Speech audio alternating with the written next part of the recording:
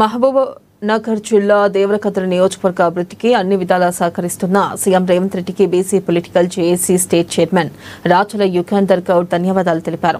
16 ఏళ్ల కిందట ఏర్పడిన దేవరకద్ర నియోజకవర్గం ఎలాంటి అభివృద్ధికి నోచుకోలేదని, గత బీఆర్ఎస్ ప్రభుత్వం దేవరకద్రను గాలికి వదిలేసిందని ఆరోపించారు.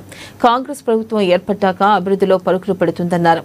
దేవరకద్రకు judicial magistrate of first class court మంజూరు చేస్తూ ప్రభుత్వం ఉత్తర్వులు జారీ చేయడంపై ఆయన హర్షం వ్యక్తం చేశారు.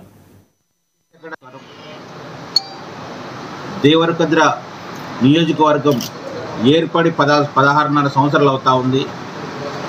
గత 15 ఏళ్ళు కూడా నియోజకవర్గాన్ని ఏలినటువంటి పాలకులు ఏనాడు కూడా నియోజకవర్గ అభివృద్ధిని పట్టించుకోకుండా వారి స్వంత ఆస్తులు కూడబెట్టడానికే ప్రాధాన్యం ఇవ్వడం జరిగింది.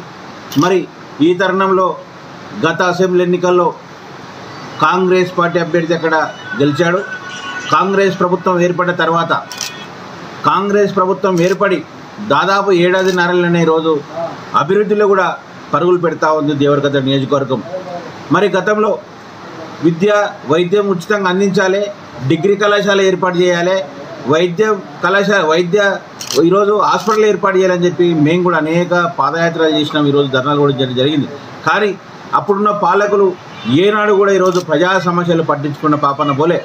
కానీ ఇప్పుడున్నటువంటి ఎమ్మెల్యే గారు కూడా ఆ విషయంలో ఎంతో చొరవ తీసుకొని ఈరోజు ఈ నియోజకవర్గంలో 100 పడకల ఆసుపత్రి ఒకటి శాంక్షన్ అయింది.